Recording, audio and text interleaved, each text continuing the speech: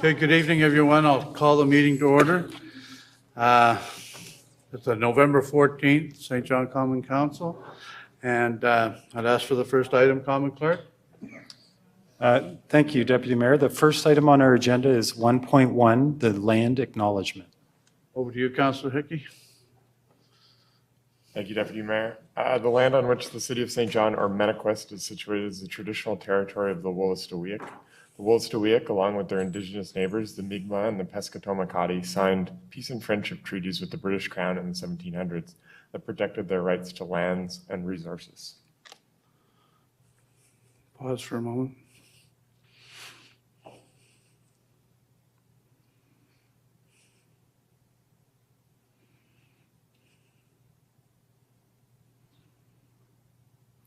Thank you. Next item, Common Clerk. Next item is 1.2 on the agenda, and it's the national anthem being sung by Sophia Brown.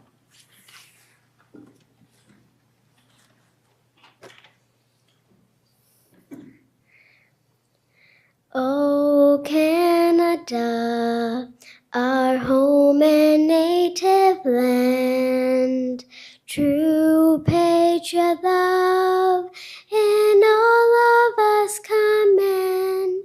Car ton bras se porter les payeurs, il se porter la croix. Ton histoire est une épopée des plus brillants exploits. God keep our land glorious and free. O Canada, we stand on guard for thee. O Canada, we stand on guard for thee. Thank you very much, Sophie.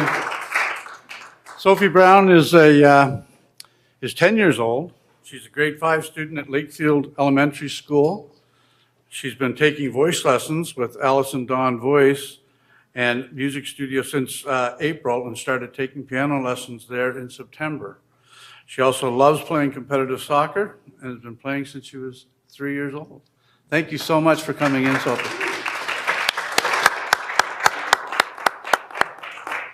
Next item, Common Clerk. Thank you, Deputy Mayor. Next on the agenda is item 2.1, approval of minutes of November 1st. Can I get a motion to approve? Councillor Stewart, second by Councillor Sullivan. All in favor, signify by saying aye. Opposed, if any, motion's carried. Next item, Common Clerk. Next item is approval of the agenda. Can I get a motion to approve the agenda, please? Councillor Radwan, Councillor Harris. All those in favor, signify by saying aye. Opposed, if any, motion's carried. Next item, Common Clerk. Next is disclosures of conflict of interest, if there are any. Don't see any disclosure of conflict. Thank you. Next item. Next is the consent agenda. Over to you, Councillor Harris, or Councillor Sullivan, sir. Deputy, move items 5.1 through 5.4 inclusive. Okay, can I get a seconder? Councillor Radwan. On the question, all those in favor, signify by saying aye. Opposed, if any, motion's carried. Next item, Common Clerk. Next item is item 6, members' comments. Okay, let's see who's starting us off. Councillor Sullivan? Thanks, Deputy.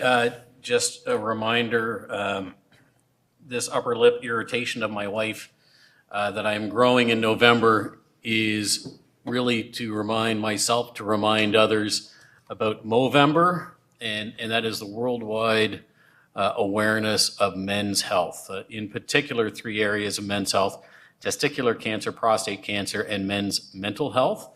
There's all sorts of information online. Really important. Men tend not to talk about their health. They need to look after themselves. And there's areas online in order to donate money to those causes as well. So please, men, look after yourselves, for your families, and anybody can donate to the cause. You can see it on social media. You just go Google Movember, or you can find it on my Facebook and Twitter. And then also just a reminder when we're talking about health. It's winter, people are moving inside, COVID rates are increasing, even though we don't see daily dashboards anymore. It is still with us. Please take care, wash your hands, sneeze into your elbow pits, wear masks whenever possible. Certainly recognize that when people are wearing masks around you, that they are very sensitive to it and respect their space and everything that goes with. Be healthy and be kind to each other. Thank you. Thank you, Councillor Sullivan. Over to you, Councillor Radwan.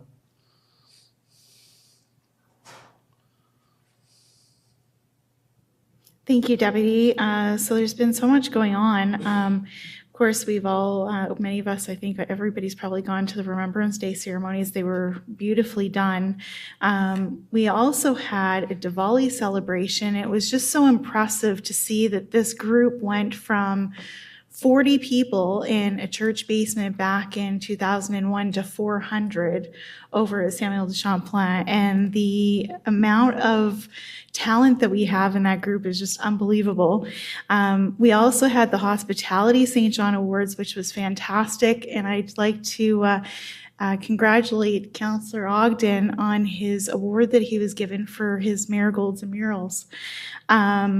We also have quite a few things that we did a couple of flag raisings today for the Salvation Army, and one is for the Global Entrepreneurship Week this week.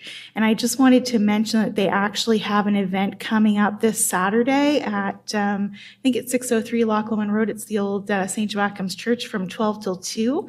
They're going to have some panel discussion and some speakers there. As well, coming up this Thursday, the Chamber has their mixer from 4 to 6 at Trinity Gallery. It's free for anybody to go. I highly encourage people to go. And then after that, at 6 o'clock, we have the Pro Kids, charitable fundraising event. And so if you don't have tickets, please be sure to get those. And NB Social Pediatrics is happening Friday. So I don't know if there's any tickets there left, but that's a great cause as well. Thanks very much, Deputy Mayor.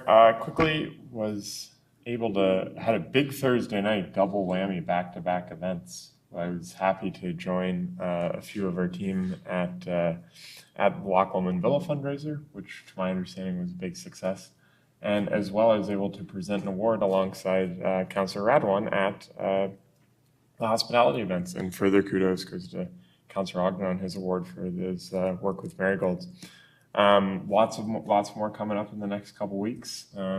Tis the season, I guess, for charity fundraisers. So it's been busy for all of us, but always great to recognize and reflect on the important impact that all those folks are having on our community. Thank you. Thank you, Councillor. Councillor Norton.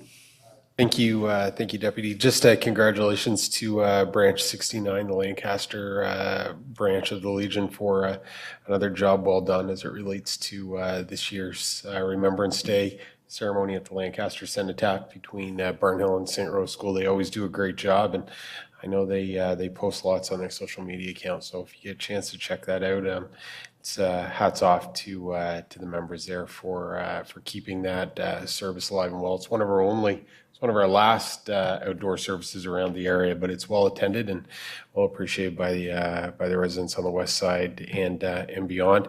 And congratulations to Connie Quinn and her team on the official opening of the West Side Dog Park. I know that Councillor Killen had an important part to play with that as well. So all those involved, and it's a good spot for the four-legged friends to play and two-legged neighbors to get out and enjoy each other's company. And last but not least, holiday calendars are getting busy. But if you can, mark on your calendar, St. John Santa Claus Parade returns November 19th. And I also know that the Mayor's tree lighting is kicking off Uptown Sparkles on December 2nd. Be a special one with St. John Energy celebrating their 100th anniversary. So if you get a chance, come on out, 6 p.m. Enjoy the lights, sounds, and some of the tastes in Uptown St. John. Thank you. Thank you, Councillor. I guess for me, I'm going to be glad to see that parade back. You took one of mine, which is great. I just want to take a quick look at growth at a glance. So year to date, we have now 605 building permits totaling $92.8 million. And just to put that in perspective, our 5-year average is 79.8. So we're definitely on the right track. And I also want to take a quick moment here to wish my significant other a very significant birthday. She'll be expecting my company on Thursday night, so I'm going to have to miss one of these fantastic dinners. But anyway, I guess that's it for me. Next item, Common Clerk. Thank you, Deputy Mayor. Next on the agenda, we have proclamations. The first one is item 7.1, National Child Day.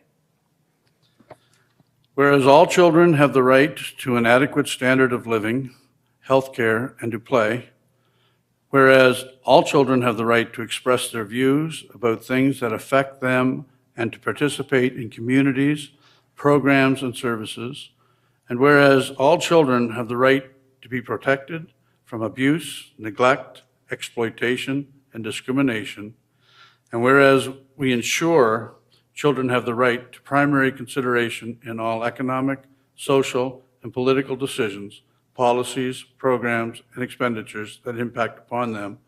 Now therefore, I, Deputy Mayor John McKenzie of St. John, do hereby declare the day of November the 20th to be National Child Day in the city of St. John. Next item, Common Clerk. Next, we have another proclamation, 7.2 on your agenda. It's for National Housing Day. Whereas housing is a cornerstone of healthy neighborhoods and individual well-being, and whereas 1/4 of households in St. John struggle to find affordable housing, meaning they spend more than 30% of their income on shelter, and whereas the Human Development Council has identified there were 158 individuals experienced homelessness in September, with 96 chronically homeless in the city, and whereas the city recognizes the importance of local community agencies, nonprofit housing providers, and housing cooperatives working to ensure everyone has a home, and whereas Common Council has recognized the city must take more action to help create a more supportive housing environment through its Affordable Housing Action Plan and investigation of other initiatives, and whereas Housing Day is recognized throughout the country to raise awareness on housing issues, now therefore I, Deputy Mayor John McKenzie of St. John, do hereby declare November 22nd as Housing Day in the city of St. John. Next item, Common Clerk. Deputy Mayor, next we have public hearings. Those are scheduled for 6:30, so we should move on to a few quick items before then. Under general correspondence, there are 2 letters that should be relatively quick items. The first one's 15.1 on your agenda, and this is a petition regarding derelict properties on Douglas Avenue and Fallsview Drive. There's a staff recommendation to receive this for information. Can I get a recommendation or a second or not on the question? All those in favor? We got a question from Councilor Ogden. Go ahead. I'd just like to thank the residents on the Douglas Avenue area for sending this in, and I want to tell them to hang on. Staff is working on an enhanced enforcement program, and it's coming. I know you're getting anxious. I'm down there all the time, but thank you for the petition, and I'd like to thank them for the petition. Thank you, Councilor Ogden. Anyone else? Okay, on the question, all in favor, signify by saying aye. Opposed, if any. Motion's carried. And the next item. Next, we have item 15.2 under general correspondence. This is a submission from We Believe St. John. There's a recommendation to schedule a presentation with Growth Committee, as well as recommend that the organizers apply for the 2023 Community Grant Program. Can I get a motion on the recommendation, please? Councilor Harris, seconded by Councilor Radmont. All in favor, signify by saying aye. Opposed, if any. Motion is carried. Next item. Next, under business matters, we have item 12.1, an update by the city manager on select catalytic projects. Over to you, City Manager.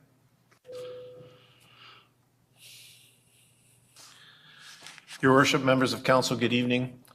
Instead of providing any specific updates on one or two catalytic projects, since I have nothing major to provide in terms of information on any one specific project. I thought this evening, as we approach the end of the year, I would provide a quick wrap-up as to where we are on all of the catalytic projects.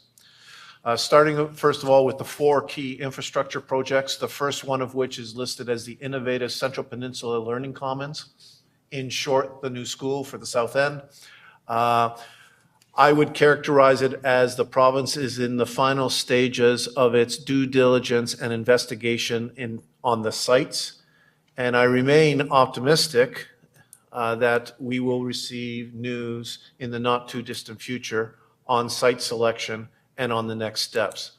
There is still a tremendous amount of work to do after the site has been selected and announced, most specifically in terms of the general concept, the detailed design work, and then, of course, the construction phases. So there will still be significant effort by ourselves, by our community partners, and others in terms of continuing to push this project forward, and that's why it remains one of our 4 key infrastructure projects.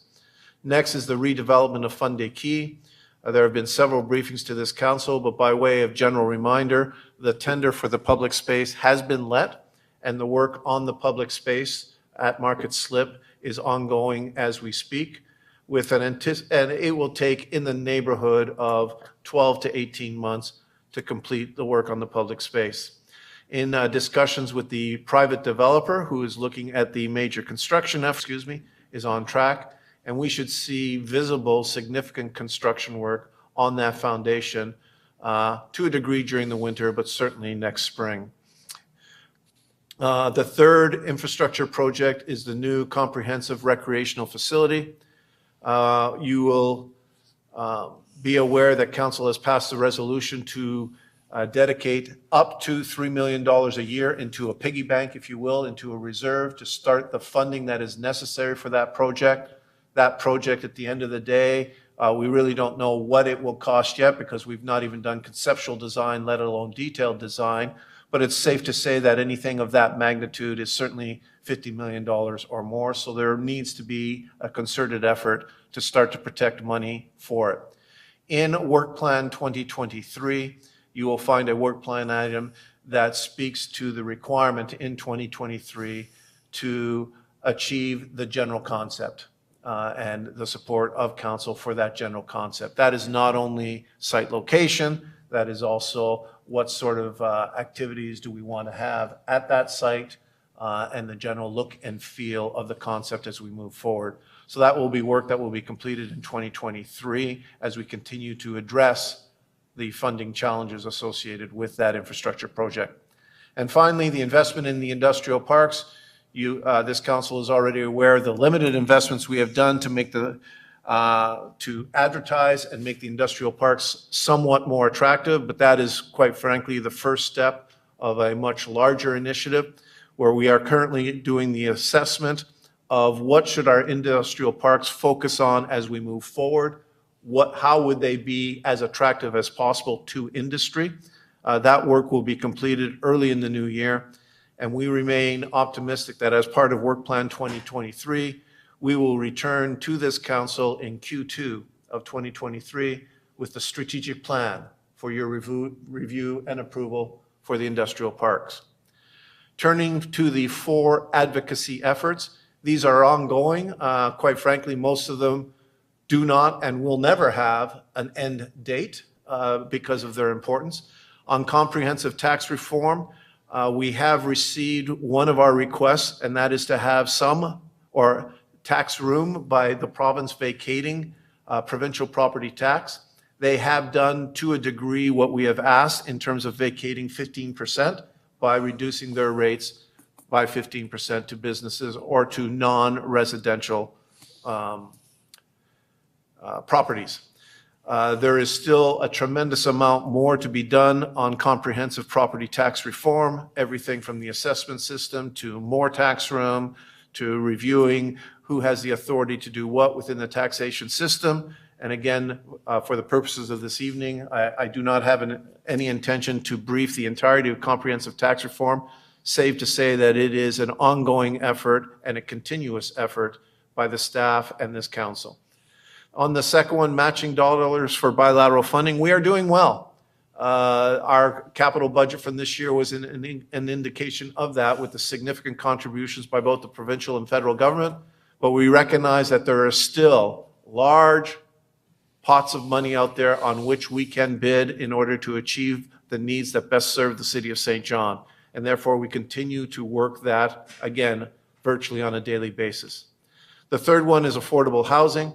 It is a priority for this council. It has been stated as such. We now have our affordable housing action plan, and it is now time to begin those actions. And there will be a significant effort towards that end in 2023. That effort will also include addressing a member's motion of this council to explore options for and implement a municipal housing entity to help drive that project forward. And finally, on the advocacy efforts, advocating for enhanced post-secondary education. There are many aspects to this dimension, but one that I will touch on this evening is that we are working diligently to try to enable the growth expansion of both UNBSJ and NBCC. Again, I wish to stress that that is not the only effort that will occur within the post-secondary education enhancement, but it is one on which we are focused at this time. Subject to questions, Your Worship, that concludes the update on catalytic projects. Thank you. Thank you, City Manager. Is there any questions to the City Manager? No? Okay, next item, contact. Oh, go ahead. Yeah, on the bilateral funding agreement, you know, it's something, John, we've talked about, sorry, City Manager, that we've talked about a number of times. Correct me if I'm wrong, we have last I checked, we had a infrastructure deficit per capita of around $26,000 per person. Is that what's factoring into our success? Are we able to make an argument on that bilateral funding pot so that we can demonstrate to the province and the federal government that, you know, there's only one other city in this country that has an infrastructure deficit as large as ours, and it's Calgary.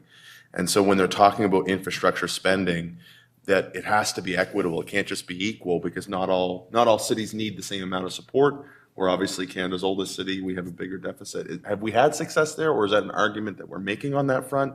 I'm just curious as to why we've had the success we've had this year. Your Worship, through you to the councillor, I'll start, but I'm going to invite Commissioner of Infrastructure, Utilities and Infrastructure to also comment. I wouldn't characterize it as it being key to our submissions to this date and time. I think we have been successful simply because of the quality of our submissions, that the projects we are articulating are very well laid out. We show the value added of the projects. We also rely heavily on climate change and climate adaptation within our proposals where it makes sense to do so.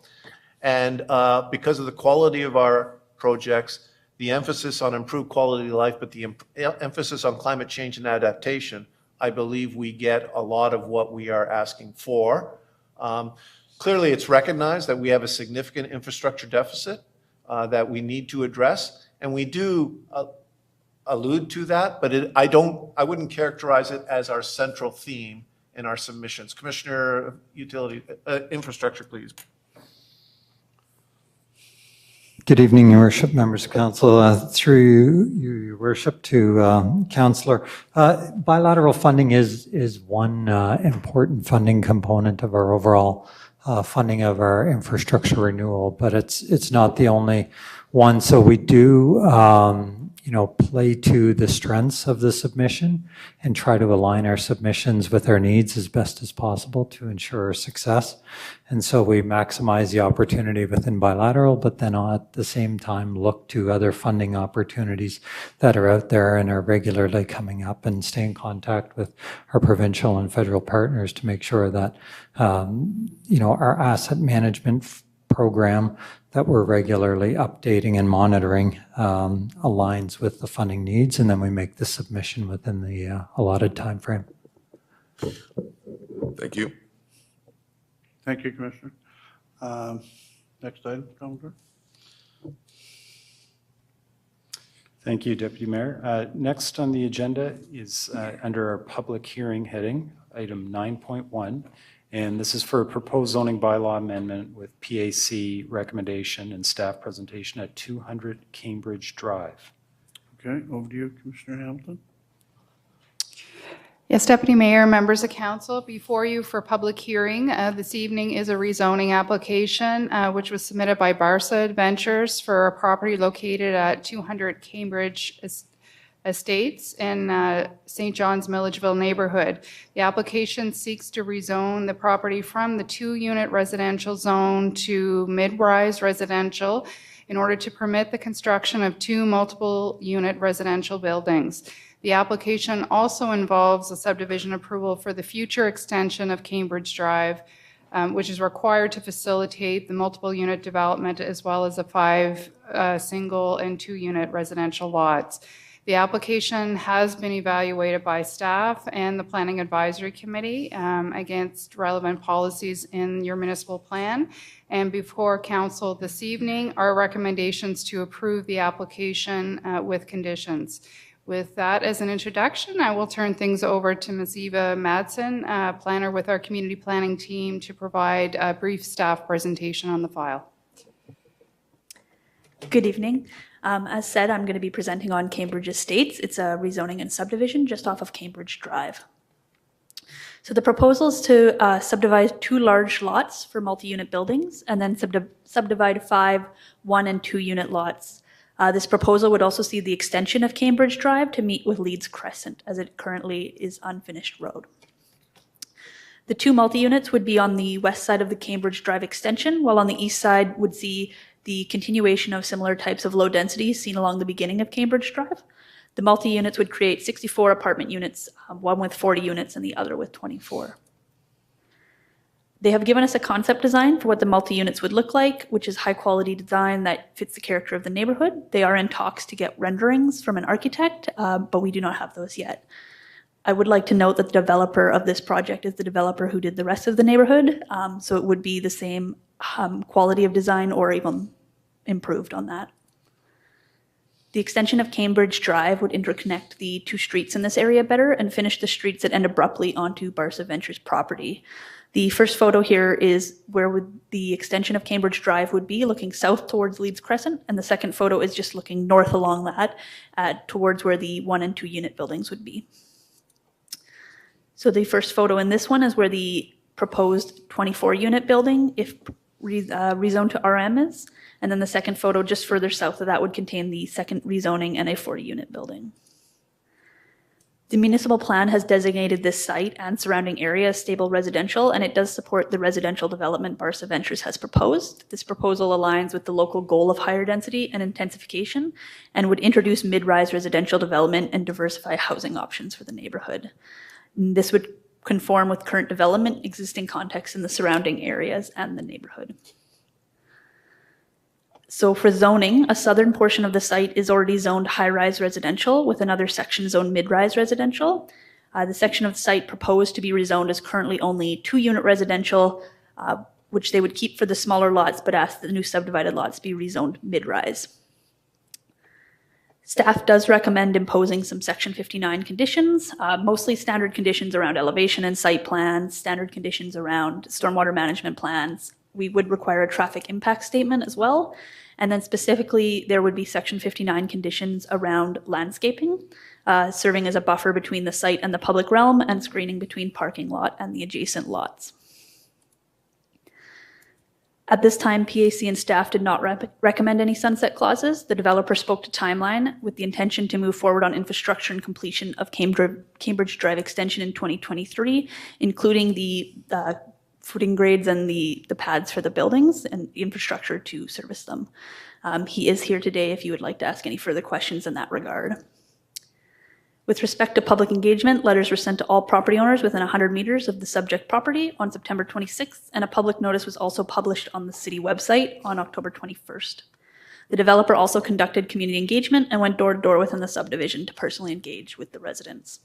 As of this presentation, 6 letters of support and 4 in opposition have been received. So a staff recommendation is in alliance with PAC recommendation that you allow the rezoning of lands located in Cambridge Estates, subject to the 59 conditions, and grant the necessary subdivision approvals. Thank you. Thank you, Eva. Okay, I'd like to open the hearing now. And I'd like to ask anybody to come forward who wants to speak against the proposal. Anyone want to speak against this proposal? And final time, does anyone want to speak against the proposal? Okay. I'll ask if anybody wants to speak in favor of the proposal. Please come to the microphone and give us your name, please. Your Worship, members of Common Council, Rick Turner with Hughes Surveys and Consultants, here on behalf of Barca Ventures. Kamal Dibley, who is the controller of Barca Ventures, is also in attendance, and I'm sure you may have some questions with him in regard to the timelines. He did do the engagement with the public himself, door to door, a very open, very effective process, which you can see by the correspondence you've received, overwhelmingly in favor of the development.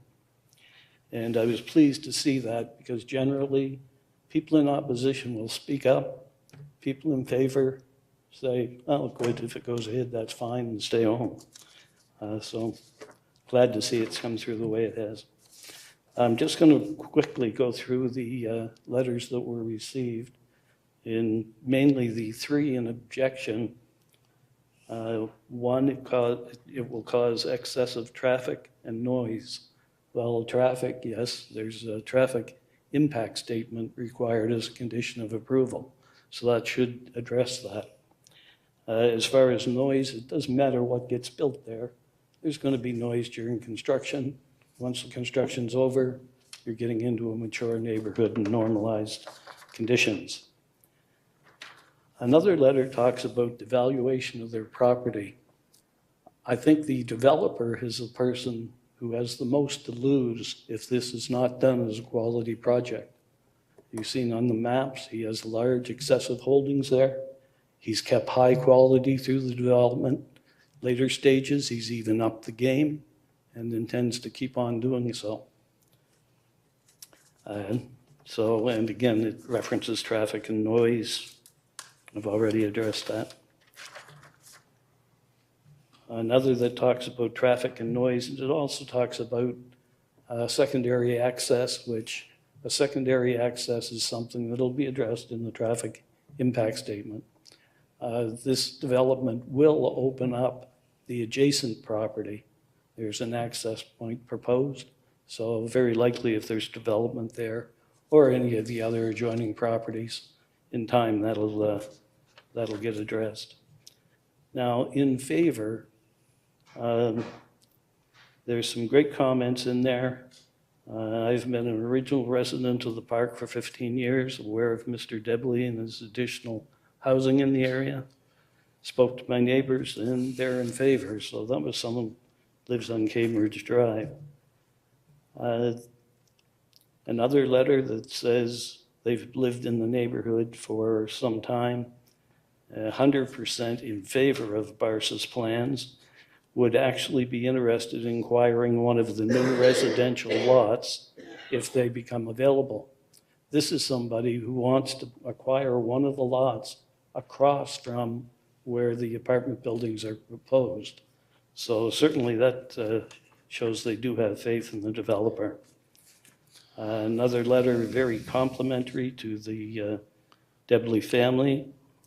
And it says, I, for one, seeing myself, that would certainly take advantage of such a living opportunity within this beautiful neighborhood, which addresses the past and potentially the future. Another letter again, I'm sure you've seen them in your kits. A lot of comments, very positive about the developer. And this one states, a quality apartment would be a good addition to this area. That was written by a former member of the Planning Advisory Committee. So certainly they understand the processes and whatnot. One letter talks about berms and things to buffer parking lots and stuff like that. If you look at that letter and look at our site plan, that's all been addressed in the site plan, and that'll be carried through the building process. on the development officer and the building permits. I am a resident of Cambridge Drive in favor of the rezoning. I am writing a letter to inform you that my partner and I are in full support of this application. We would love to stay in Cambridge Estates. However, the option to rent is currently unavailable. It speaks volumes to me. I will add that Mr. Debley has an excess of 12 names from the people that he visited in the neighborhood. People who have said, look, I will be interested in looking at what you're proposing. People who are looking to downsize, things like that. Majority have been seniors, but there's a couple of young families in that list, and Mr. Debley could probably elaborate on that. With regard to timelines, we had an interesting discussion today regarding that. The critical path to having anything built in this case is the construction of services, utilities, roads, curbs, sidewalks, a substantial investment. The developer also plans on doing rock excavation for the building pads at the same time as it's cost effective. Cost effective, but still, he's got well over $1 million to lay out for that work. Something that we would like council to consider, and maybe this is something that would have to wait for a third reading or review from staff, I'm not certain at this point. What he'd like to do is, yes, put a time limit on it. Put the time limit on the over $1 million expenditure I have to put out before I can even start a footing course. So that gives the developer sort of a comfort level going forward. Things like the interest rates, supply chain problems, things like that, that's mostly related to the buildings, not the site development and services. Something that he would truly like to have considered. If he doesn't start building, once he gets all this infrastructure and stuff in the ground, you know, do you have a well over $1 million investment and then set on your laurels? No, you're going to want to have housing up and stuff. Start to get the return on that investment as soon as possible. So it's maybe a little different idea than what council's been thinking, but he's open to that. And a time limit of not 6 or 7 years that I've heard in some of the council meetings, he figures, no, I can have that all done, turned over within a couple of years. Give me 3 years, and I'm certainly, certain I can do that. So, and if he doesn't get the housing built and start selling things, I mean, he's going to be facing a financial crisis. So I think this approach, it meets the spirit of what the council wants to achieve, and it is palatable to the developer. So if we suggested a 3-year time limit for road infrastructure and having that all turned over to the city, and if that were a condition of approval, it's certainly something the developer would consider. Keeps them away from supply chain problems, interest rate issues. I mean, hopefully that's coming down in time. And as far as I know some of council's concerns are speculators go in, buy a property, set on it. This gentleman has a proven track record. He's not a speculator, he's a doer. And I think that deserves very reasonable consideration. Now, to tie something in infrastructure, which is under the subdivision bylaw, into a rezoning application under a zoning bylaw, what I thought about today is perhaps there's a Section 59 condition, and it just basically sets out if within 3 years the road is not completed and the proper guarantees in place with the city and turned over to the city, then revert the zoning, plain and simple. So the road, getting that done, that's the important part of this. That's the very, very expensive proposition going into it. So something for council to think about. Unfortunately, I don't think it's something that's going to be settled around the table this evening. I think it needs some further consideration. We do know that we'll have to come back by third reading and have plans, renderings, and the elevation drawings that council expects on the apartment buildings. Yeah, that's fine. That's in the works. It's just hard to get the professional people to do that stuff in short order because it's a busy industry right now. But that will be coming to you before third reading, and would certainly like consideration of what I've suggested on the time limit guarantees. If there's any questions for me, I'll try to address them, but Mr. Debley's here, and I'm sure would like to speak with you as well. Yes, we do have a couple of questions for you, Rick. Councillor Killen, you're up first. Thank you, Deputy. I just want to commend you for watching our show over here at City Council. You definitely incorporated a lot of concerns and issues that we have considered and reviewed and thought about as a result of public hearings. So I appreciate you bringing that to us and not just sort of assuming anything. It really feels like you've done a lot of homework here. And it makes a lot of sense in the way you're talking about this. And I do want to commend you on the due diligence you did with the community to go out there and really deep dive with them, even if there were some, still concerns out there. It seems like we have never really gotten that many positive, sort of supportive messages about a development. So I think this is a recipe for success in sort of integrating what we're talking about, what the community needs, and then coming to these issues and conclusions here. So I just wanted to say that. Through your worship, I appreciate the comments, but Mr. Debley on the communications, he has to take full credit there. Okay, thank you, Councillor Law. Yeah, Rick, you're saying 3 years to put the pipes under the ground and get everything done. Pipes. So what's your suggestion in building 64 units? The completion is 64 units, a 40 and a 24. We were hoping that there wouldn't be a time limit placed on that part of it. It's the substantial investment that's going into the ground. The front part. Yeah, the developer has no choice but to continue on. Maybe the market at that time is more for 1 or 2 family. He has some of those, 5 of them that he could build. He could be doing more work towards marketing, things like that, hoping interest rates subside some for in particular, the multifamily. But the intention is to get the thing built out as quick as he can to get his investment back. Yeah, I fully understand that. And I know the quality of this builder as refers to the people that he's built houses for before, and it shows in the letters, right? But as you know, we usually we have been putting on conditions because of what's been taking place. People have been coming in here, supposedly people have been coming in here, going through the PAC, going through council, then sitting, which is one of the reasons we're not growing. Because once you tie up a piece of land, somebody else can't come and build on it. And I don't think for a moment that this gentleman isn't going to proceed after he spends, $1 million probably to put the stuff under the ground, right?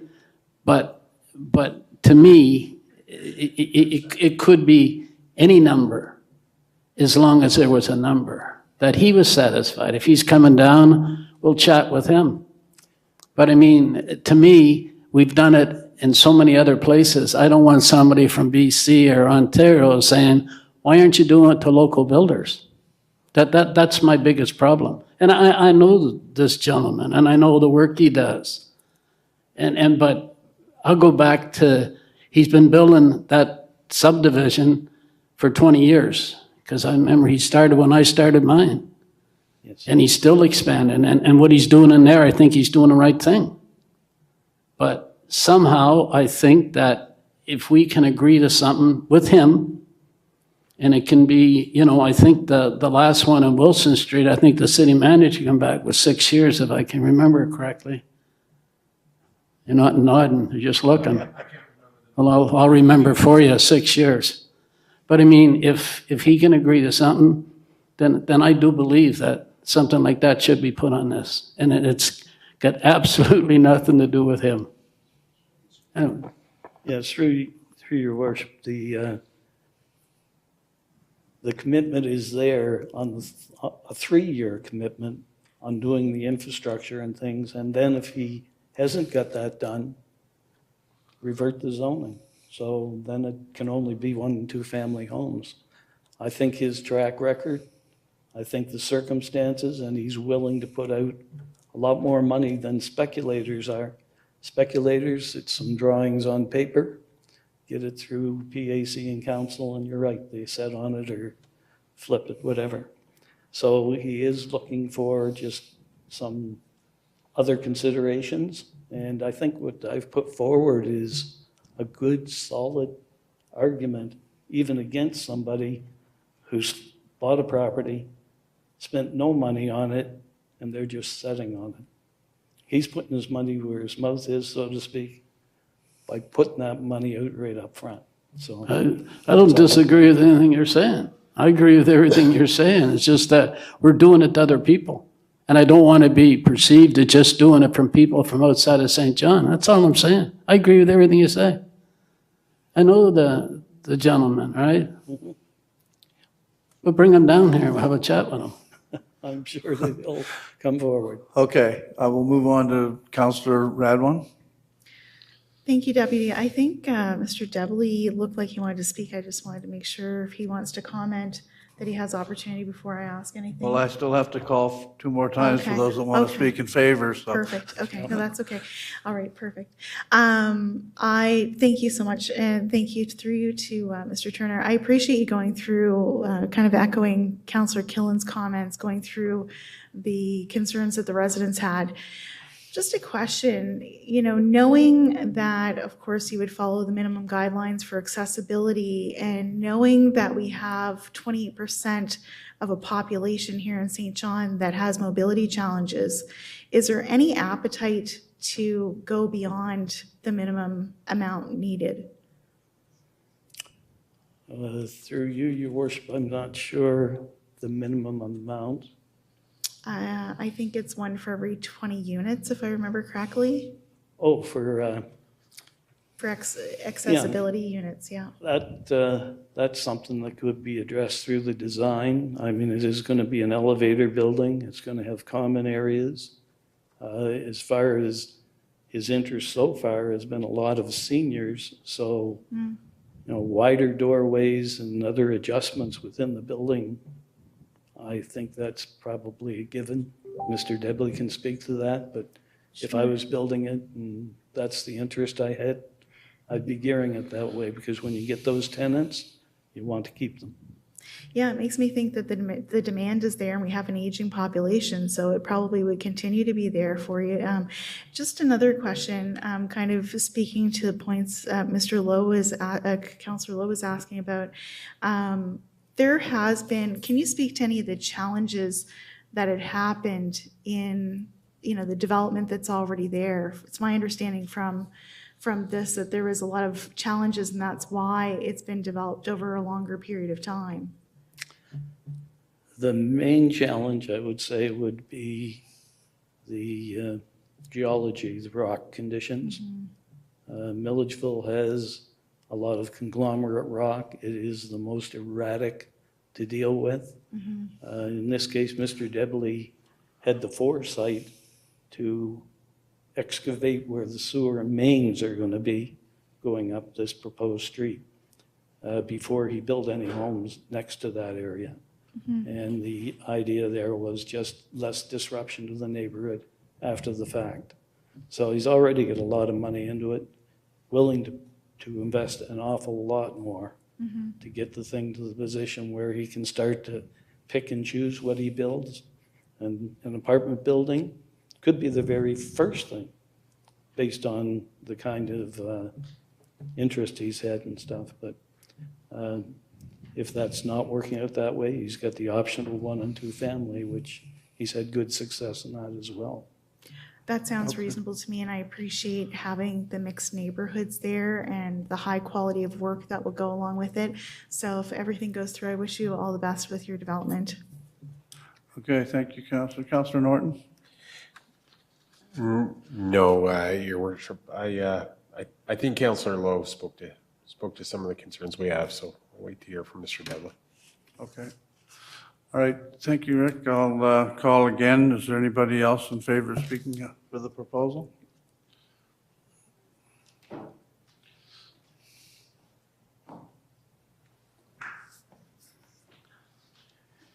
My name's Kamal Debley. I'm the president and owner of Barca Ventures Limited. We've been incorporated since 1995. Your worship and councilors, thank you for this opportunity to speak to you this evening. Thank you. This is a development that comes with a life cycle, a lot of stages that we have to look ahead on. And doing this stretch of street, which isn't really a large project, but it's a critical piece, because what it does, it opens up an egress for all the adjacent property, not just the ones I own, but that my neighbors own. It loops the water line, which is an engineering issue that needs to be addressed. It also addresses stormwater issue, because we'll have an engineered storm system in place. The demographics, we have rental options for, I'm going to say, incomes that can't afford to live in these neighborhoods. But we have a list of 15 names of people. As soon as the notice was sent out that these buildings were going in, people called me directly and asked if they could be put on a list. Of the 15 names, 13 were seniors or pre-retirement. 2 were young professionals. So people ask me, what are you building these buildings for? Well, the demographic dictates it's for an aging population. I understand the sunset clause, and I understand 100% why council is looking for that, and you're so justified in it because of real estate speculators. But I want you to hold that thought for a moment. Do you know when I applied for this rezone? 2 years ago. No fault of the staff of the City of St. John. They've been super to deal with. We had a cyber attack. We had a pandemic. We had a change of personnel and planning at that time due to personal reasons. I've been 2 years getting here. I'm really happy there wasn't a sunset clause on the application. When I get approved here, I now have to apply to the province for a certificate of approval from environment. That could come in 5 weeks. It could come in 10 months. While I sit subjected to an hourglass while the sand slips, while my money sits out there. I'm asking to go forward with this without a barbed wire collar around my neck. It's stressful enough financially.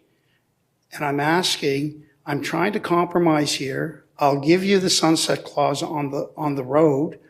The road, we have a general engineering cost on it. It's 1.2 million. And the reason it's that much, unlike other developers, we don't simply build the road. When we build streets in our developments, and we built Rossay Landings in the heart of Rossay, in excess of 80 homes.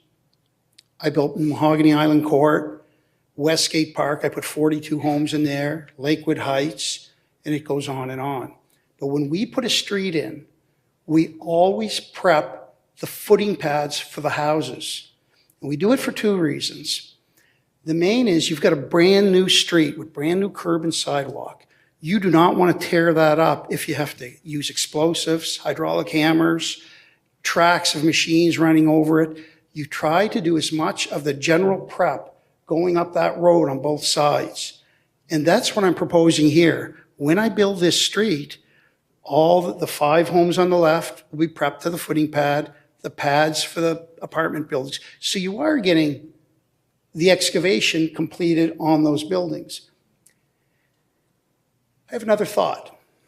Last year, I put up 14 homes. Things were going great. I couldn't get electrical panels for 9 months. I had 7 homes sitting 100% complete with no electrical panels. The buyers were from out of town. One gentleman called me up, very upset. I don't believe you. I'll get an electrical panel and I'll put it in. I said, look, I can't get an occupancy permit till that panel's tied in. I can't let you live in it. 3 weeks later, he calls me. I called everywheres in Ontario. I can't get an electrical panel. I said, do you think this is a New Brunswick thing? One thing like that adds 7 months onto this sunset clause. Along with waiting for permits on the provincial level, it's like working with a loaded gun to the back of my head. And I'm asking you, I'm trying to compromise, I'm trying to work with you. If my wife was here, she wants me out of this industry altogether. We do not need to do this. I've been at this game for 32 years. But that, Milledgeville, that's my little baby. I turned the first stone over there. And I remember the people on Boar's Head Road, they didn't want it in their backyard and the noise. The city of St. John, they stood right beside me on it. And back then we had city grants helping us because our streets were single stacked. We only had homes on one side because of Bullock Brook. That subdivision generates in excess of $30 million in tax assessment, plus water and sewage bills. I'm really glad the city stood beside me on it, and I commend you on it. I'm not asking for any financial help here. I'm not asking for any, I'm asking for you just let me do what I do. Since 1995, my company has never been in receivership. I've never had to change the name of my company. I'm bonding in good standing. My subcontractors are paid punctually. And we try to serve every income level, not just the seniors, not just the low income, everyone in between, both from a rental perspective and purchasing of homes. We have a dealership for modular homes, mini homes, starter homes. We build custom homes. I built a home last year for $1.1 million. We're trying to service every facet, not just the people coming from British Columbia with a couple of $1 million. And I'm here before you. It's more than just encouraging me or pushing me along. Last year, I had a street open in another municipality. We had it barricaded for 3 months because we couldn't get the fitting for the High Prescon line to put it together. People were driving by. What, did the Debly people go on strike? We couldn't get the fitting. We simply couldn't get it, couldn't source it. And we've got the trench open. We were promised by our supplier, no, it's no problem, we'll have it for you in 2 weeks. It went on for months. I do not want to make a commitment to this council or to the city on a sunset clause and end up swinging in the wind because there's another pandemic or there's a supply issue in the chain. And I respect very much what you're doing. I've personally seen groups and financial consortiums from out west trying to buy up land. In fact, we were approached to sell our whole subdivision. I did not sell it. I want to keep it. I have a son that's a civil engineer, another one that's a doctor. I have a daughter that's in corporate finance and Royal Bank. I think my children are educated enough to pick up the reins and run with it, should I step out. I think this is a critical piece of road, not just for me, but for my neighbors at the Wesleyan Church who spoke to me a few years ago about doing senior housing for their parishioners. That's why we're leaving an opening in our street so that they can access. At the time, the funding didn't work out for them, so it's on hold. I have neighbors further out that have adjacent pieces. They'll need us to develop because they need other egresses as well. I don't look at us as competition. We're all in the same industry. If one person does something wrong, it reflects the whole family. And I'm here tonight asking for your vote in favor of this. If I have to go with 2 families and single families, I won't move forward. The cost of developing the 17 lots for the single families, the development cost is in excess of what the lots are worth. In fact, it would be like a cancer on the profit of the house. You'd basically be building 17 houses at a loss.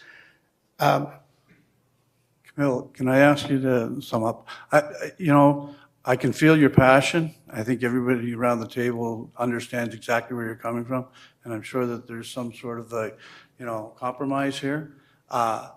But I think that we've got another question, and then, we'll have to talk about what we'll move forward. But I also have another, I got to ask one more time if anybody else wants to speak. So did you have a question for Mr. Debley, Councilor? Thank you, Deputy Mayor. I just have to say, Mr. Debley, this is a slam dunk from where I sit. I have never seen, and I'm, not very long on council, but I've been swinging a hammer in this city for half a decade at least. Oh, it goes back further, I guess, before I moved. But, no subcontract ever worked for you that I've ever talked to has ever spoken ill. Every part of this development's been thought out, has been detailed. Every negative engagement has been answered. I've never seen this level of effort, and I really hope we're paying attention, because this to me is the gold standard of what developers in our city can do.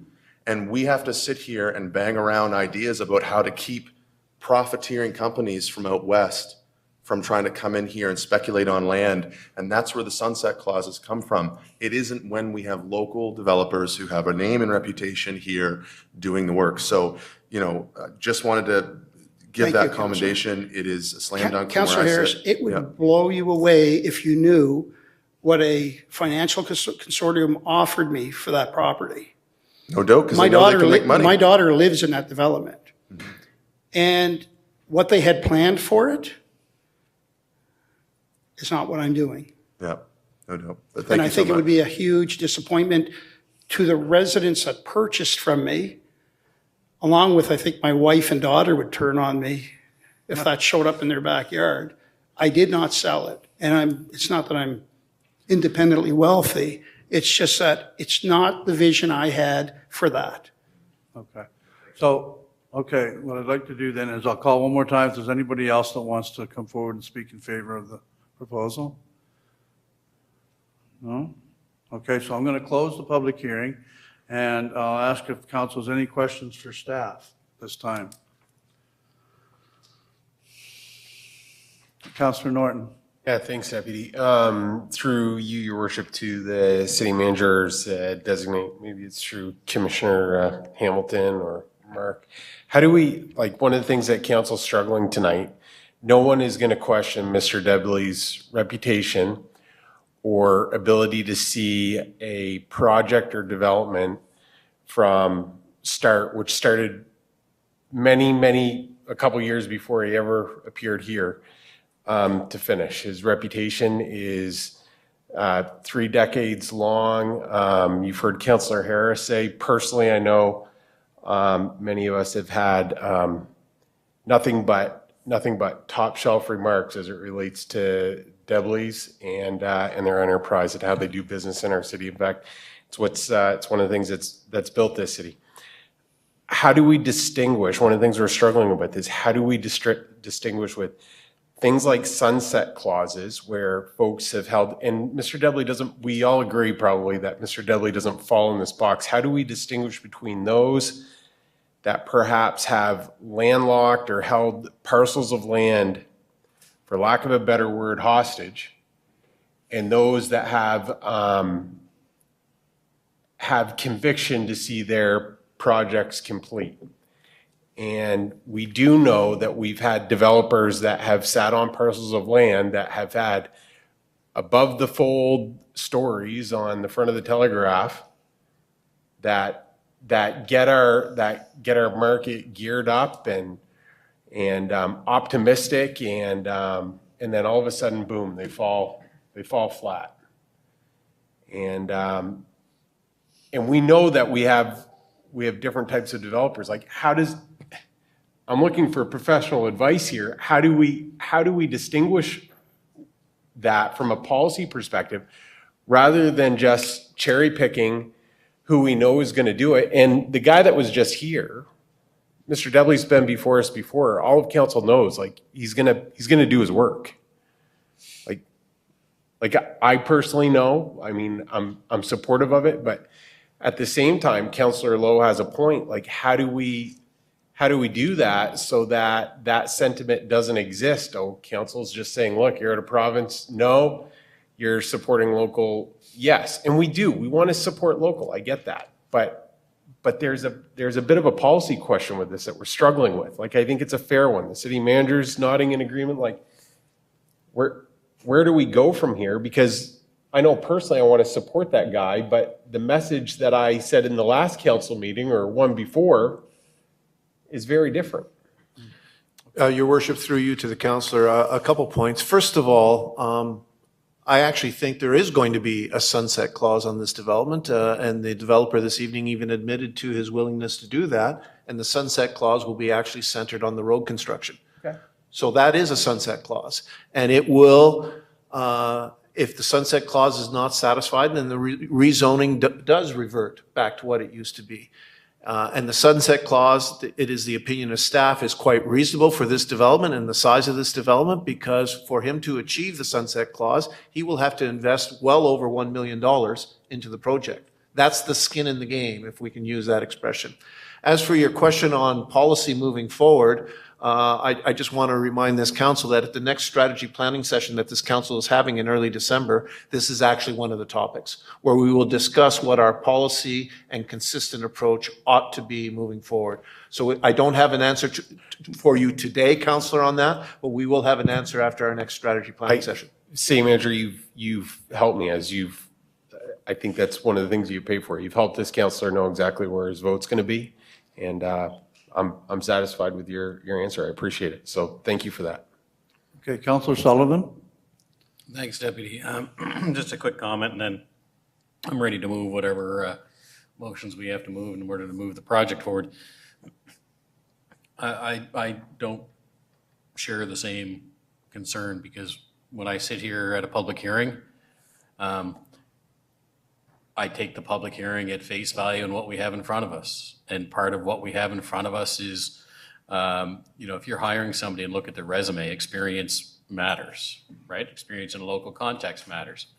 I have absolutely no problem with what's been proposed tonight. And, in the development, as described, if we have a 3-year sunset clause on the road, we know that basically the footings are getting done for the buildings when the road gets done. So there's nothing else that's going to be built on those except what's designed to be built. And I can't say it enough, experience matters, whether it's in St. John or if we had somebody coming from outside of St. John who had a huge amount of experience and could say, we did this here, this here, this here, this here, here's the timelines. And I think that's part of our role at a public hearing, is to judge each application on its merit. So yeah, I'm ready to move forward, and we can talk policy at the time, talk policy. On the application we have in front of us, I'm ready to go. Thank you, Councillor Sullivan. Councillor Radwan. Thank you, Deputy. Just quickly, I just wanted to first thank you, Mr. Debelly, for all of your investment in St. John. And secondly, I just wanted to make a point that I think that when we have and support really high quality developments like this, we're also drawing other quality developers possibly into the city. So you set that standard, and then when you have that standard there, I strongly believe that other developers will be drawn to St. John because they know that the property next to them, if it gets developed, we have that high standard. So that's one point I just wanted to make, and thank you so much, and hopefully everything works out well. And Okay, thank you. Okay, Common Clerk, what motions are needed here? Thank you, Deputy. So in this case, just 2 motions, approval of first and second reading. Okay, could I get okay, Councillor Harris and Councillor Hickey, all those in favor signify by saying aye. Opposed, if any, motion's carried. A law to amend the zoning bylaw of the City of St. John. Now, can I get a motion for second reading? Councillor Sullivan, Councillor Norton. On the question, all those in favor signify by saying aye. Opposed, if any, motion is carried. A law to amend the zoning bylaw of the City of St. John. Thank you. Next item, Councillor. So there is another public hearing, item 9.2 on your agenda. This is for a proposed zoning bylaw amendment with PAC recommendation and staff presentation with respect to zoning bylaw housekeeping amendments. Good evening, Deputy Mayor, members of council. Before you this evening for public hearing are a suite of proposed housekeeping amendments to the city zoning bylaw. These amendments were initiated by staff as part of our ongoing continuous improvement efforts aimed at improving the effectiveness of the zoning bylaw and also to address emerging trends in urban planning and land development which align with directions in Plan SJ.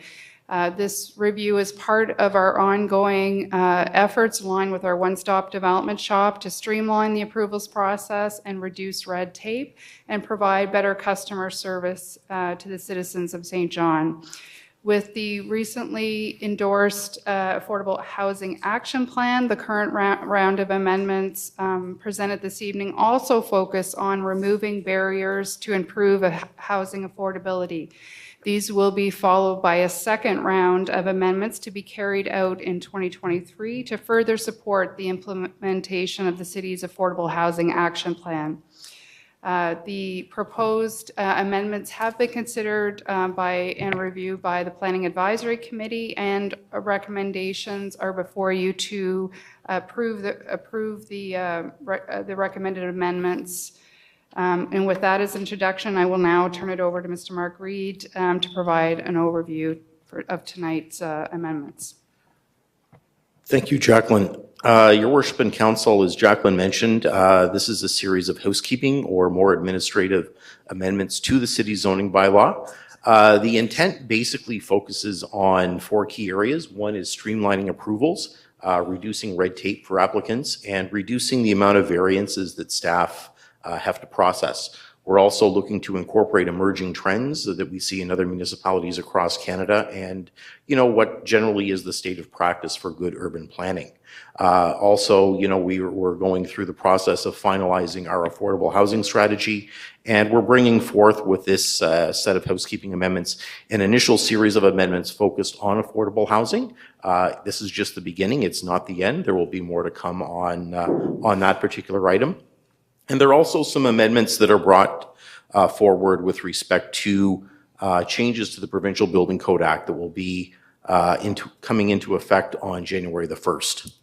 One of the first minor ones, we're adding the definition of public washroom facilities to the zoning bylaw under minor utility service buildings and structures.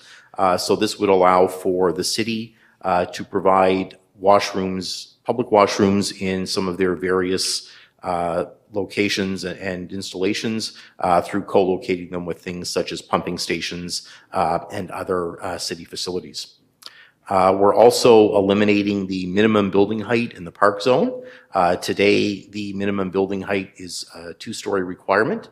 What that will do is it will eliminate the number of variances that we see primarily with respect to city projects and provide our staff with a bit more flexibility when they undertake buildings related to municipal operations in the park zone. Barrier-free parking, we're proposing to align with the provincial regulation. There's a couple of items that aren't quite in step with the provincial regulations under the Building Code Act, which prevail. So we're basically changing the bylaw to directly defer and refer to those provincial regulations, looking at accessibility for parking lots. The excavating of land, there's a small typographic error where we have to replace the word filling with excavating. The regional commercial zone, we're proposing to eliminate the minimum gross floor area requirement for main buildings. Currently, if you're coming in the regional commercial zone, so the area around McAllister Place and Fairville Boulevard, there's a minimum gross floor area requirement of 3,000 square meters, or roughly 30,000 square feet. That doesn't really reflect the current development pattern that exists on the ground with respect to lot sizes, which directly influence building footprints. And this will also help to eliminate a lot of variances going forward that would otherwise be required. Some recent examples, recent development over on the west side with the A&W, Mr. Lube, both of those buildings well with under the 3,000 square meter requirement. both of those required variances. So this is a way we can reduce red tape for the development community. Development permit requirements. We're including some specific requirements for information to be submitted accompanying development permit applications. With the proposed changes to the provincial regulations around the Building Code Administration Act, there will be more development permits issued than building permits. There will be certain developments through provincial legislation that require a building permit today that won't going forward come January 1st. What this will do, these additional requirements will allow staff to ensure compliance with the city's zoning bylaws, so things such as setbacks from streets, property lines, and water courses.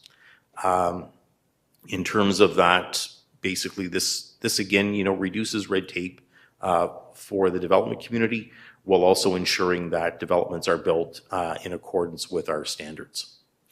Converted dwellings, those are a rather unique land use definition that we have in the R1 and the R2 zones. Those are larger single unit buildings which can be converted to multiple unit dwellings as of right.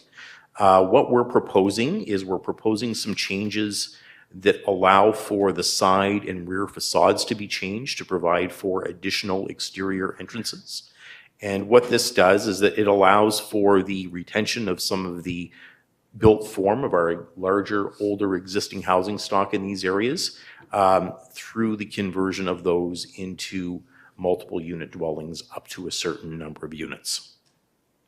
Garden suites, there's a minor amendment to increase the floor area of garden suites from 70 square meters to 75 square meters. That brings things into alignment with the National Building Code and also helps to reduce variances.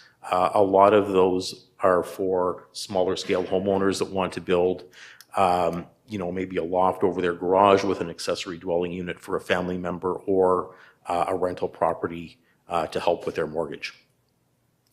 We're also proposing to eliminate the minimum unit sizes or the minimum floor area requirements for apartments in multiple unit buildings in 4 of our zones that permit multiple unit dwellings. What this would do is it would promote affordability. It would allow for some flexibility in design. The building code would still govern.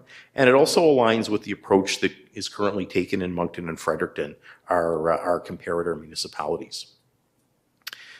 In terms of, housing vulnerable populations, we're also looking at a housekeeping amendment with respect to crisis care facilities. These are facilities which provide short-term accommodations such as shelters and transition houses, and they're often operated by social agencies and often involve a degree of government involvement and oversight. We're proposing to expand the areas where these are permitted as of right to 2 additional residential zones, the mid-rise residential and the high-rise residential, and 3 additional commercial zones, the commercial corridor areas, the general commercial zone, and the regional retail center. We're also proposing to eliminate the spacing requirement and 18 resident cap in the urban center residential zone. And the intent of this is to provide more flexibility for those social agencies in housing vulnerable populations, especially when we get into the colder winter months.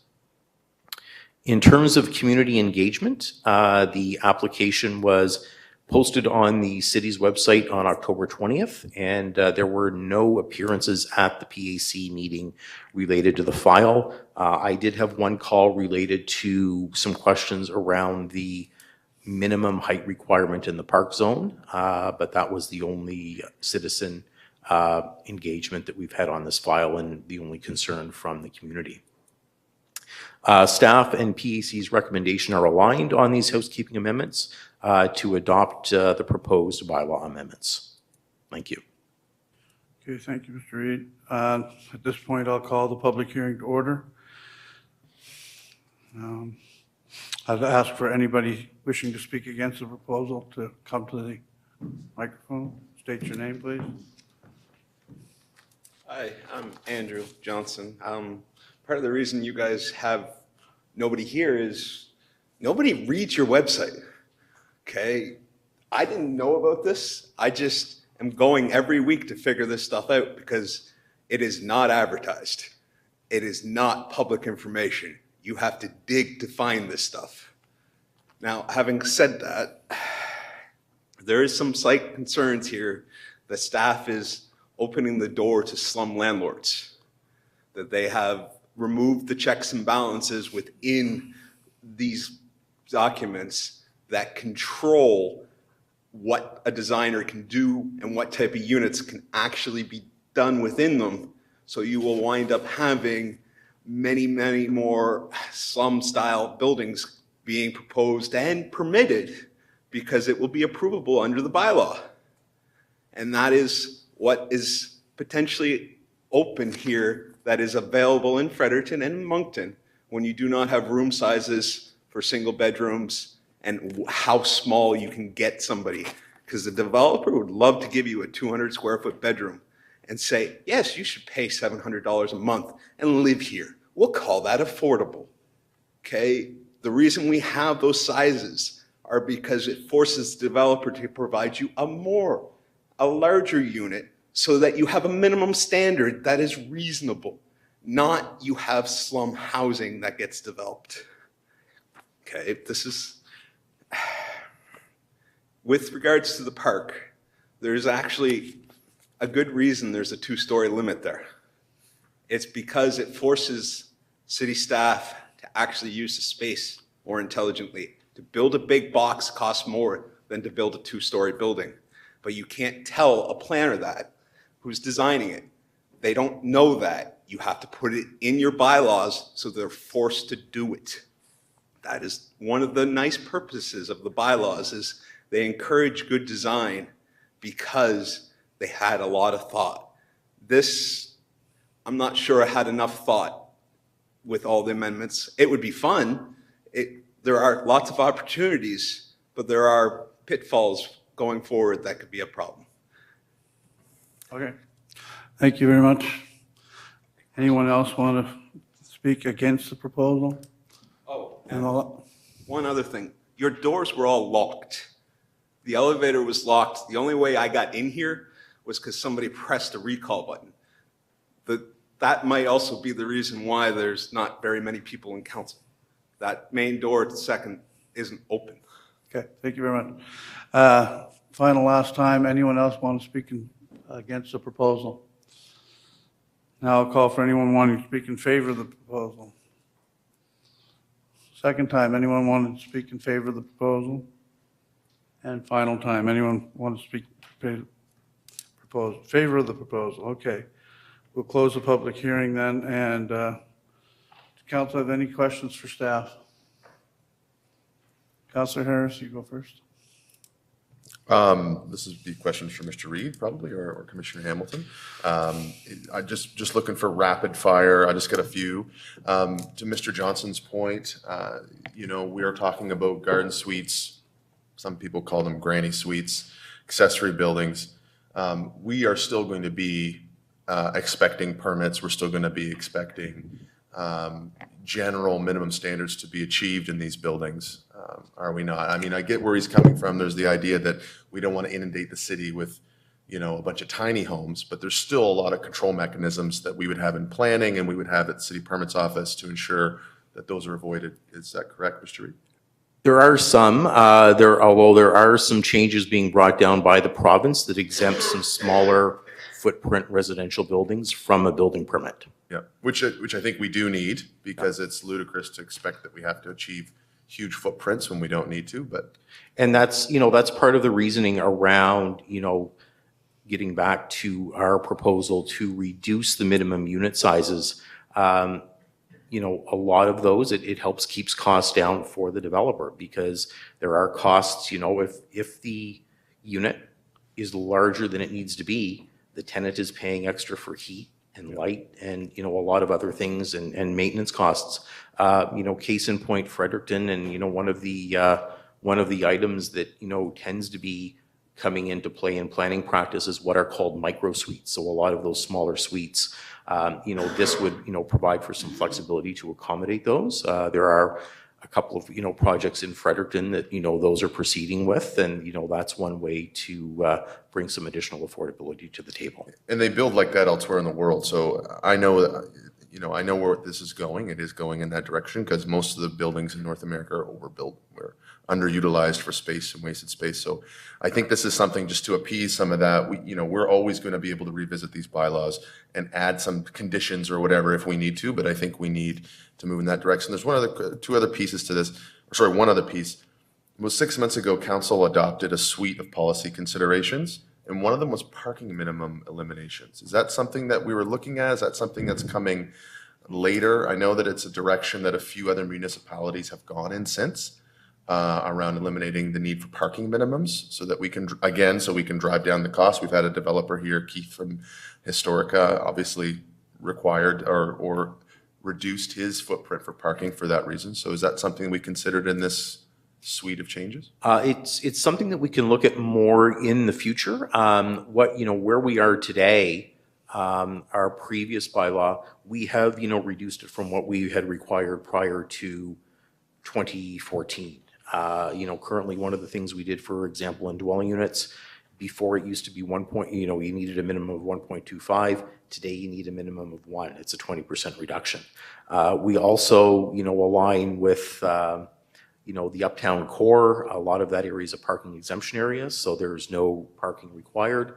And in a lot of the areas where we want to encourage development, those intensification areas, we basically reduce that further. We reduce it from 1 down to 0.8, which is 80%. So, we're going down that road. And, like you said, the zoning bylaw is a living document. So that's not to say that, in a future amendment, we can look at some of the current research that's out there. Donald Shoups, another guy, one of the leading thinkers on parking, who's looking at, parking minimums and how much should, cities and developers provide. So. Yeah. Okay. Thank you. Okay, Councillor Radwan. Thank you, Deputy. Through you to Mr. Reid. Just wondering if staff have explored, I don't know if the right word is communal housing, where, for example, there would be like a bunch of like suites within a unit, but like shared kitchen, shared bathrooms. And the reason why I'm kind of asking, of course, we have so many people coming, especially as immigrants, and a lot of immigrant families, you'll end up seeing like the parents and maybe daughter's family, son's family are pretty much all living under the same roof. So has there been any exploratory discussions about anything like that? We currently permit what is called a rooming house. So that is essentially, a series of individually rented rooms that are served by common kitchen and bathroom facilities.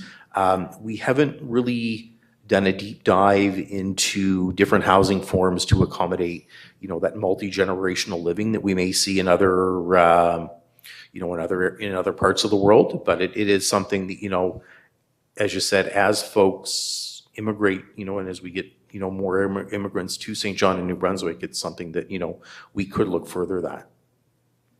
Yeah, and I mean, I think what I'm kind of thinking of, is maybe kind of along the lines of the same setup, but I've seen some rooming houses in the city that were good quality, and I've seen some that were not so great. So I don't know how to maintain that standard and still allow that as an opportunity. But anyway, just food for thought.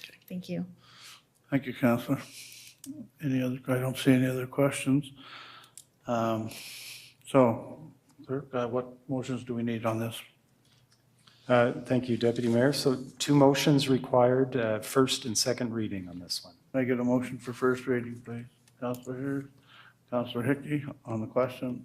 All in favor? Opposed, if any? Motion carried. Get a A motion. law to amend the zoning bylaw of the City of St. John. Can I get a motion for second reading then? Councillor Stewart and Councillor Radwan. On the question, all those in favor signify by saying aye. Opposed, if any? Motion's carried. A law to amend the zoning bylaw of the City of St. John.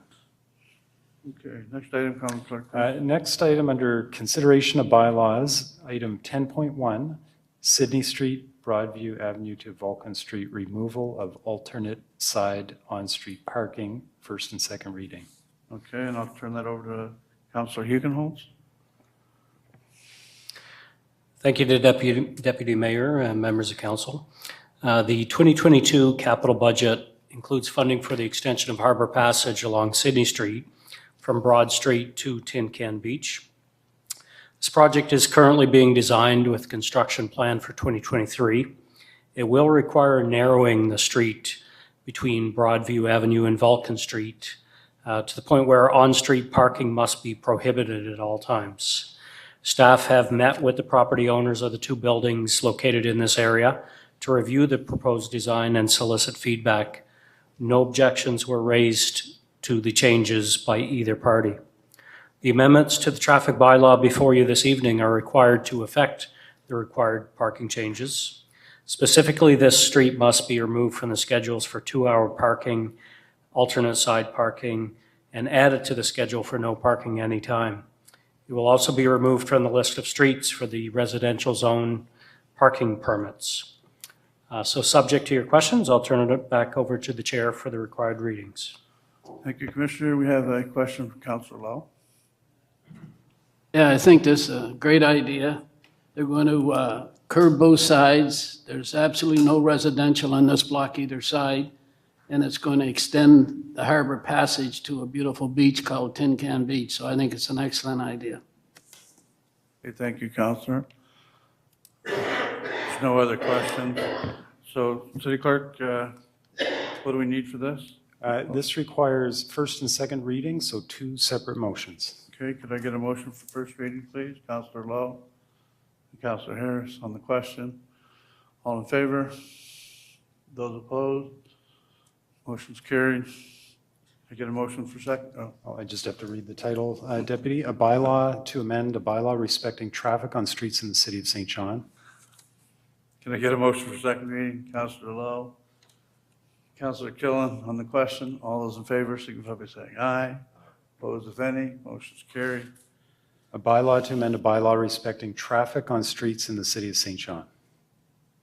Next item, commentary. Next is another bylaw consideration. It's item 10.2 on your agenda.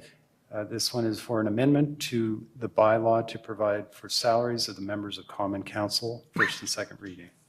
Okay, and this one goes over to Jacqueline Hamilton. No, to me. Oh, to. Okay. City Manager. Acting Mayor, members of council.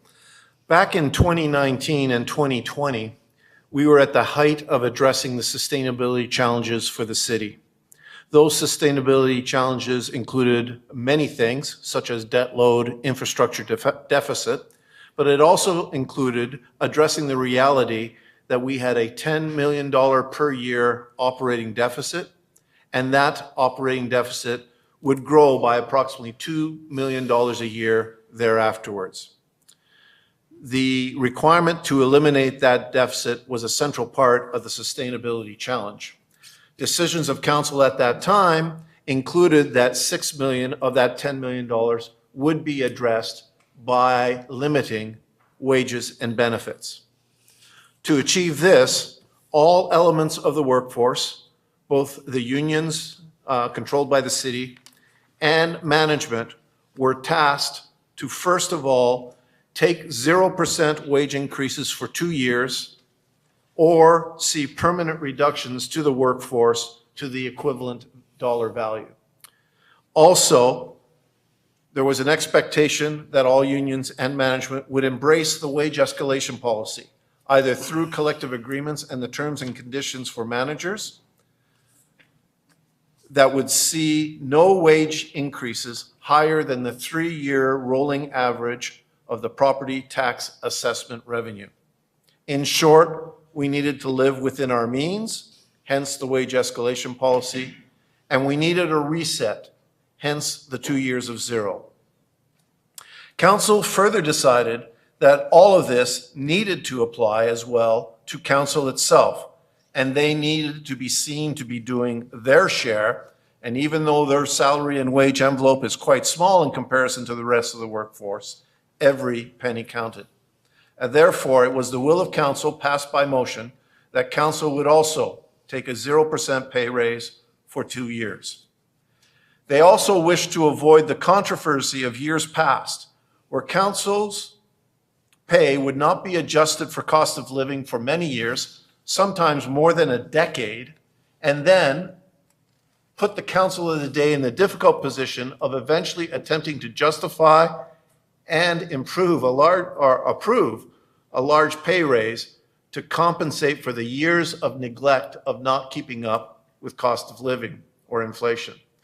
Therefore, council in 2019 further directed that in addition to the 2 years of 0%, council would then receive cost of living pay adjustments that conformed to the wage escalation policy or the pay raise assigned to management and professional staff, whichever was less. To codify those decisions, there is a change to the bylaw required.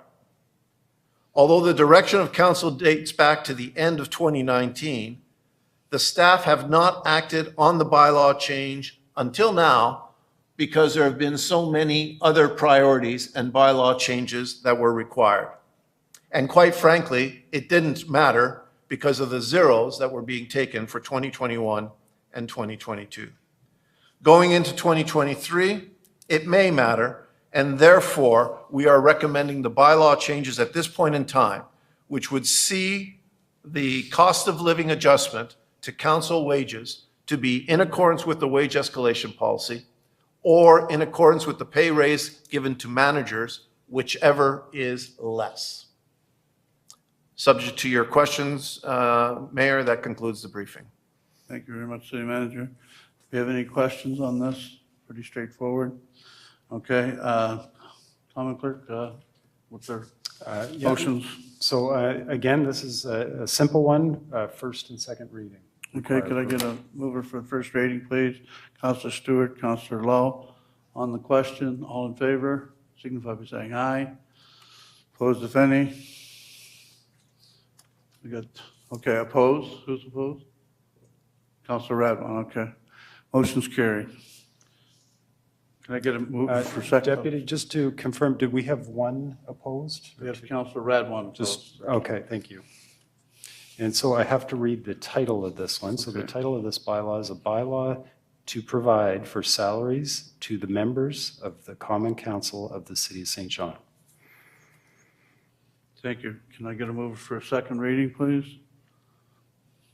Councilor Stewart, Councilor Lowe. On the question, all those in favor? Opposed, if any? Motion's carried. Sorry. Councilor Radwan again. A bylaw to provide for salaries to the members of the Common Council of the City of St. John.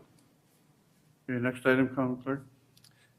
Next item is item 13.1 on your agenda, and it's a submission by the Finance Committee for the 2023 Utility Fund operating budget. Thank you. Over to you, Councilor Sullivan. Thank you, Deputy. What we have before us tonight is the budget for the utility fund. While the remainder of our budget goes through the complete budget process, the utility fund comes before us now because ultimately the rates are bylaw rates. So there are bylaw motions that need to be passed in order to have things in place for the start of the new year. But the highlights of our utility potable water and wastewater budget, there is no proposed increase for the flat fee customers or metered customers. This is the 5th year in a row that would have no increase. Meter rates and sewer rates are proposed to remain the same as well. The ongoing focus in recent years has been on the significant cost reduction, which has led to rate stabilization, allowing the utility to mitigate the significant current economic pressures.